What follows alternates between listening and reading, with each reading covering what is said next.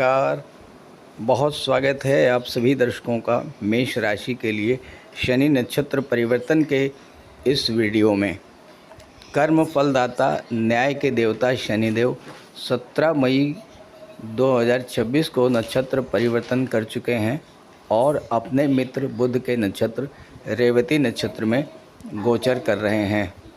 शनिदेव 27 जुलाई को रेवती नक्षत्र में ही वक्री हो जाएंगे और वक्री अवस्था में ही नक्षत्र परिवर्तन करेंगे और 9 अक्टूबर को अपने ही नक्षत्र उत्तरा भाद्रपद में गोचर करेंगे। उत्तरा भाद्रपद में आकर शनि मार्गी हो जाएंगे और पुनः 8 फरवरी 27 को रेवती में चले जाएंगे और 3 जून 27 तक रेवती में ही रहेंगे। तो इस तरह से रेवती नक्षत्र में शनि का गोचर 2 बार होगा। पहले तो 17 मई से 9 अक्टूबर 2026 और उसके बाद 8 फरवरी 27 से 3 जून 27।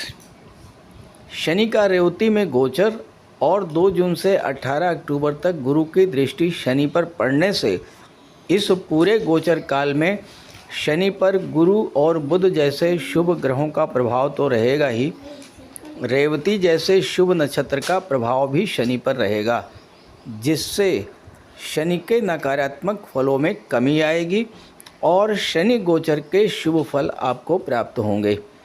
तो मेष राशि के जातकों पर इस गोचर का क्या प्रभाव पड़ेगा, इसी पर चर्चा करेंगे इस वीडियो में। लेकिन उससे पहले एक संक्षिप्त जानकारी रेवती नक्षत्र के बारे में और रेवती में शनि गोचर के प्रभाव पर भी चर्चा करेंगे, ताकि आप इस गोचर को अच्छे से समझ सकें और पूरे गोचर का लाभ ले सकें। ये विश्लेषण आपकी चंद्र राशि के आधार पर किया जा रहा है और वीडियो के अंत में रेवती नक्षत्र से संबंधित संक्षिप्त उपाय भी मैं आपको बताऊंगा। तो पहले समझते हैं कि रेवती नक्षत्र में शनिदेव का क्या प्रभाव पड़ता है। रेवती नक्षत्र क्रम में 27वां नक्षत्र है, अंतिम नक्षत्र है, जिसके बाद नए सिरे से नक्षत्र का क्रम शुरू होगा।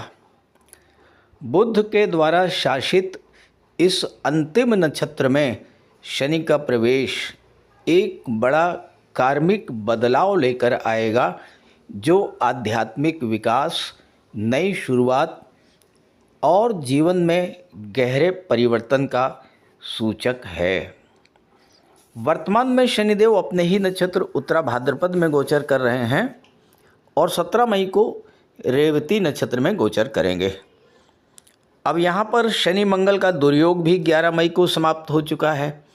2 जून को देवगुरु बृहस्पति भी अपनी उच्च की राशि कर्क राशि में गोचर करेंगे और शनि पर गुरु की दृष्टि पड़ेगी तो शनि का नकारात्मक प्रभाव कम होगा। रेवती नक्षत्र सुख समृद्धि का नक्षत्र है, क्योंकि इस नक्षत्र में आकर दैत्य गुरु शुक्र उच्च के हो जाते हैं। तो ये गोचर आपके लिए बेहद अनुकूल रहने वाला है। जिन जातकों पर 7.5 या ढैया गतिमान है, उन्हें इससे भी राहत मिलेगी जब शनि रेवती नक्षत्र में गोचर करेंगे। ध्यान दीजिएगा, शनि सौर मंडल के अंतिम ग्रह हैं। रेवती 27 नक्षत्रों में अंतिम नक्षत्र है, तो अंतिम ग्रह अंतिम नक्षत्र में जा रहा है और रेवती शनि का जन्म नक्षत्र भी है। 17 मई को शनि रेवती नक्षत्र में जाएंगे और 9 अक्टूबर तक रहेंगे। चूँकि बीच में शनि वक्री भी होंगे, 27 जुलाई को वक्री हो जाएंगे और वक्री अवस्था में ही नक्षत्र परिवर्तन करेंगे और 9 अक्टूबर को अपने ही नक्षत्र उत्तरा भाद्रपद में आ जाएंगे। फिर उत्तरा भाद्रपद में ही मार्गी होंगे और 8 फरवरी 27 से 3 जून 27 तक पुनः रेवती नक्षत्र में गोचर करेंगे। रेवती नक्षत्र के स्वामी हैं बुध और बुध शनि के मित्र हैं। साथ ही साथ रेवती शनि का जन्म नक्षत्र भी है, इसलिए रेवती नक्षत्र शनि को अत्यंत प्रिय है। रेवती एक मृदु और सात्विक नक्षत्र है।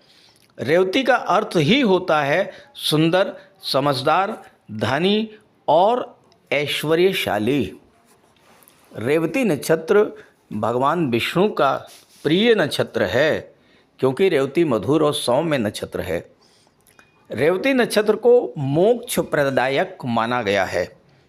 इस नक्षत्र में धन और ऐश्वर्य देने वाले ग्रह शुक्र उच्च के हो जाते हैं। तो कोई भी शुभ कार्य करना हो, घर बनाना हो, गृह प्रवेश करना हो, आभूषण खरीदना हो, जमीन खरीदना हो, नए घर नए वाहन की प्राप्ति या शादी ब्याह के कार्य, इस तरह के मांगलिक कार्य इस नक्षत्र में होते हैं। इस नक्षत्र के देवता हैं पूषा, और पूषा एक वैदिक देवता हैं। रेवती नक्षत्र के सिंबल हैं मृदंग, शंख, मछली, हाथी और चमेली का फूल। शंख हर शुभ कार्य में पूजा पाठ के शुरुआत में बजाया जाता है।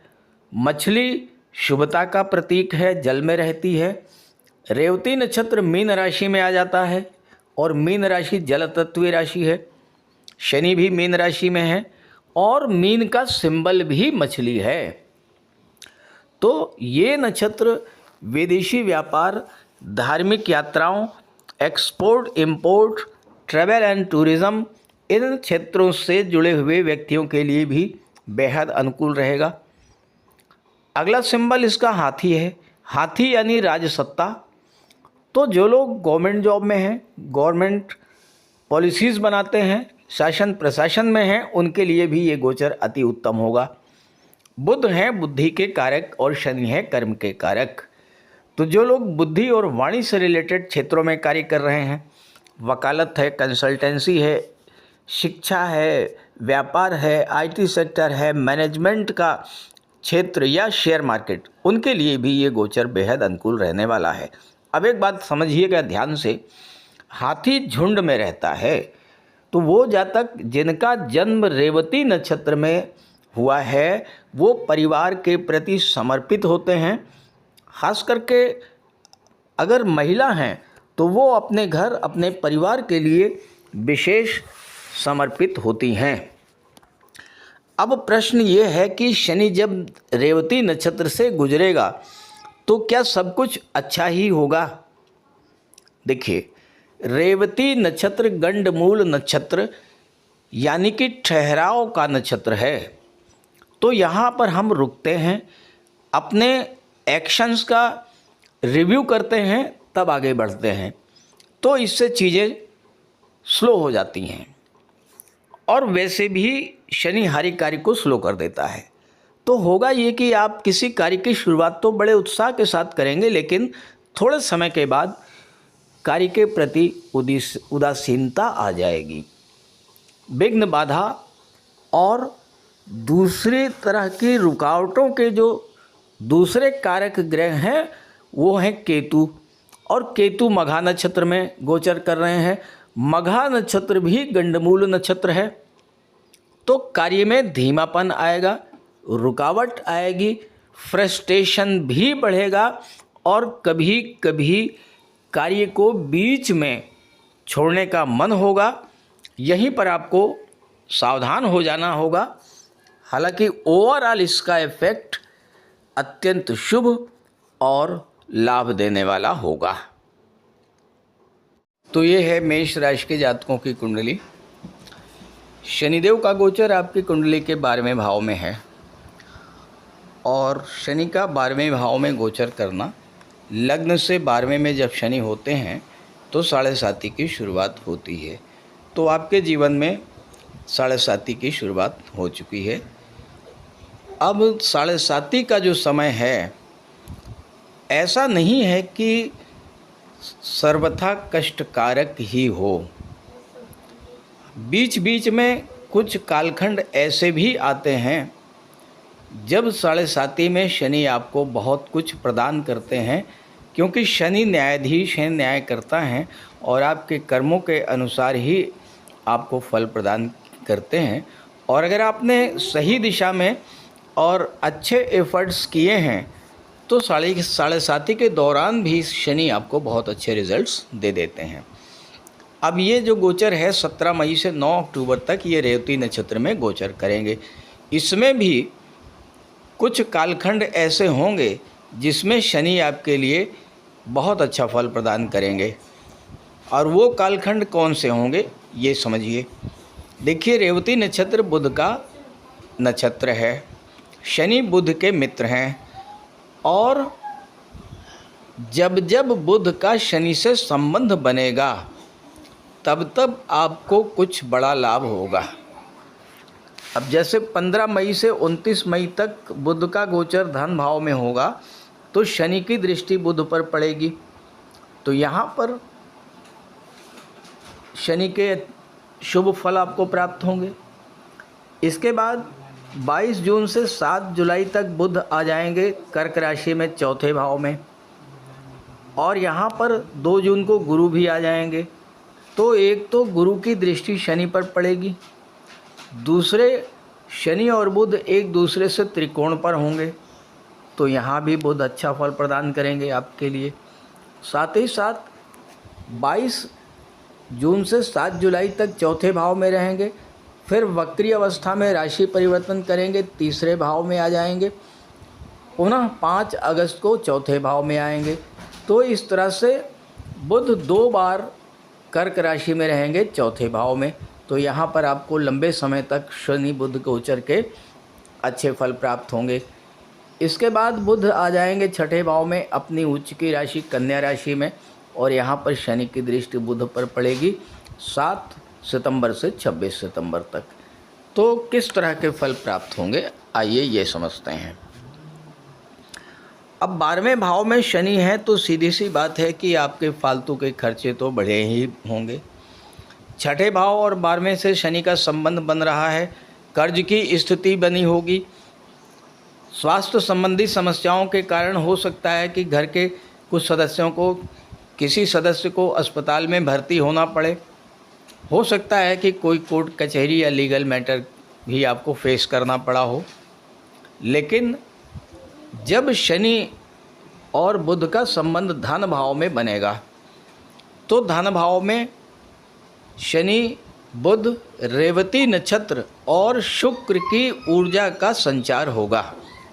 देखिए, धन भाव के स्वामी शुक्र हैं और शुक्र रेवती नक्षत्र में उच्च के होते हैं। ध्यान दीजिएगा, रेवती नक्षत्र शुक्र की उच्च की राशि है और शुक्र धन के कारक हैं और शुक्र सप्तम के स्वामी हैं आपके लिए और धन भाव के स्वामी हैं। तो देखिए, बुध फास्ट मूविंग प्लेनेट हैं, बहुत तीव्र गति से गतिमान होते हैं, और जितना तेज़ी से बुध गतिमान होते हैं उतना ही तेज़ी से अपना फल भी प्रदान करते हैं। अब किस तरह का फल मिलेगा? सबसे पहले अचानक से बड़े धन लाभ का योग बनेगा, फालतू के खर्चों में कटौती होगी। बुध एक सोशल प्लेनेट हैं, वाणी और बुद्धि के कारक हैं। जो लोग बुद्धि और वाणी से संबंधित क्षेत्रों में कार्य कर रहे हैं, शिक्षा के क्षेत्र में हैं, वकालत के क्षेत्र में हैं, कंसल्टेंसी का काम करते हैं, या फिर IT sector, computer communication management के क्षेत्र में हैं, फाइनेंस और एजुकेशन के क्षेत्र में हैं, ऐसे सभी जातकों के लिए धन के संचय का प्रबल योग बनेगा। यहाँ पर बुध आपसे धन का संचय कराएंगे, शनि आपसे धन का संचय कराएंगे, और इसके बाद 22 जून को जब चौथे भाव में आएंगे तो शनि उस धन को खर्च कराएंगे चौथे भाव की चीज़ों पर। चौथे भाव में 22 जून से 7 जुलाई तक रहेंगे और दोबारा 5 अगस्त से 22 अगस्त तक रहेंगे। डेट्स आप नोट करिएगा। इस गोचर काल में आपके घर में किसी न किसी तरह का कोई न कोई निर्माण कार्य अवश्य होगा। नए घर में प्रवेश हो सकता है, नया वाहन आप क्रय कर सकते हैं, साथ ही साथ घर में डेकोरेशन का कार्य हो सकता है, घर में छोटी मोटी मरम्मत का कार्य हो सकता है, घर का विस्तार हो सकता है, किसी न किसी तरह का कोई न कोई निर्माण कार्य, आप डेट्स नोट कर लीजिए, इस डेट्स के दौरान अवश्य होगा। एक बात। दूसरी बात, चौथा भाव प्रॉपर्टी को दर्शाता है।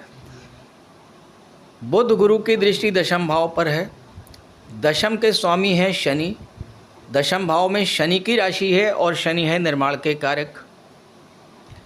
जो जातक रियल एस्टेट से जुड़े हैं, प्रॉपर्टी का काम करते हैं, आर्किटेक्ट हैं, बिल्डर हैं, बिल्डिंग मटेरियल सप्लायर हैं, इस तरह के जो भी जातक हैं, उनके लिए शनि और बुध का, शनि और गुरु का ये जो संबंध है, ये कार्य क्षेत्र में नई नई उपलब्धियां हासिल करने वाला होगा। कार्य क्षेत्र में वृद्धि, धन का लाभ, चूँकि शनि एकादश के भी स्वामी हैं, 11वां भाव भी एक्टिवेट होगा, तो आपको आपके कार्य क्षेत्र से धन की प्राप्ति भी होगी, कार्य का विस्तार भी होगा। और चूँकि बुध रेवती नक्षत्र में गोचर कर रहे हैं और रेवती नक्षत्र शुक्र का उच्च का नक्षत्र है, धन भाव में और सप्तम भाव में शुक्र की राशि है, तो सप्तम भाव भी एक्टिवेट होगा और धन भाव भी एक्टिवेट होगा, तो व्यापार से धन की प्राप्ति होगी। सातवें भाव का सुख प्राप्त होगा आपको 22 जून से 7 जुलाई और 5 अगस्त से 22 अगस्त, क्योंकि बुध और शुक्र, गुरु, शनि और रेवती नक्षत्र, इन सब की ऊर्जा चौथे भाव में है और चौथा भाव जो है ये सुख का भाव कहा जाता है। तो सातवें भाव की चीज़ों का सुख मिलेगा। अब सातवां भाव क्या है? विवाह का होता है। तो विवाह का अचानक से कोई बड़ा और अच्छा प्रस्ताव आपके लिए आएगा।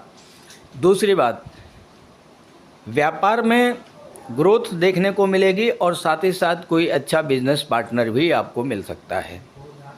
कोई अच्छा और बड़ा लीगल कॉन्ट्रैक्ट भी आप इस गोचर काल में करेंगे। और साथ ही साथ अगर आप कोई ऐसा कार्य कर रहे हैं जिसमें कि डे टू डे इनकम होती है, तो आपकी डेली इनकम भी इस समय बढ़ेगी। कुल मिलाकर के सप्तम भाव की चीज़ों का लाभ आपको मिलने जा रहा है। इसके बाद बुध आ जाएंगे कन्या राशि में, छठे भाव में, अपनी उच्च की राशि में, और शनि की दृष्टि बुध पर पड़ेगी, बुध की दृष्टि शनि पर पड़ेगी। 12वां भाव विदेश का होता है। 7 सितंबर से 26 सितंबर तक बुध यहाँ रहेंगे। छठा भाव नौकरी का होता है। जो लोग किसी विदेशी कंपनी में, मल्टीनेशनल कंपनी में, प्राइवेट सेक्टर में जॉब की तलाश कर रहे हैं, उनके लिए 7 सितंबर से 20 जुलाई का समय, सितंबर का समय बेहद अनुकूल है। अचानक से कोई नया जॉब प्रपोज़ल आएगा और आपको जॉब मिल जाएगी। दूसरी बात, विदेश जाकर के सेटल होने का, विदेश में किसी निर्माण कार्य करने का, यानी भवन निर्माण कार्य है या मकान खरीदना है या वाहन खरीदना है, इस तरह के कार्य भी 7 सितंबर से 26 सितंबर के बीच में होने जा रहे हैं। तो अब प्रश्न ये है कि इस गोचर का ज़्यादा से ज़्यादा लाभ कैसे लिया जाए। तो किसी भी नक्षत्र से अगर आपको लाभ लेना है तो उसके सिंबल्स को, उसके प्रतीक चिन्हों को अपने पास रखने चाहिए। रेवती नक्षत्र के सिंबल हैं मृदंग, शंख, मछली, हाथी और चमेली का फूल। तो आप अपने पूजा घर में मृदंग या शंख रख सकते हैं। हाथी या ऐरावत का फ़ोटो आप लगा सकते हैं।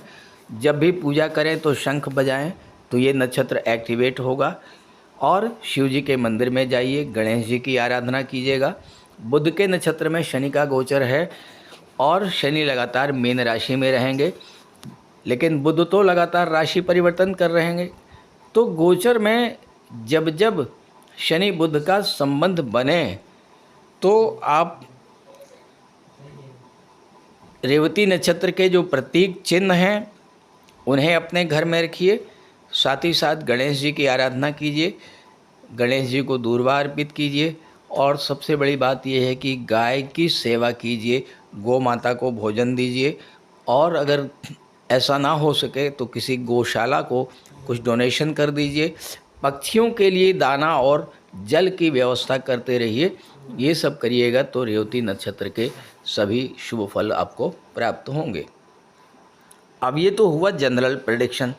प्रश्न ये है कि आपकी कुंडली में क्या स्थिति है ग्रहों की, ये मुझे नहीं जान मालूम। तो अगर आप अपनी कुंडली का विश्लेषण कराना चाहते हैं तो इसी वीडियो के डिस्क्रिप्शन बॉक्स में मैंने अपना व्हाट्सअप नंबर दे दिया है, और साथ ही साथ स्क्रीन पर भी नंबर लिख दे रहा हूँ, आप नोट कर लीजिए 9058144128। तो आप इस नंबर पर संपर्क कर सकते हैं। नमस्कार।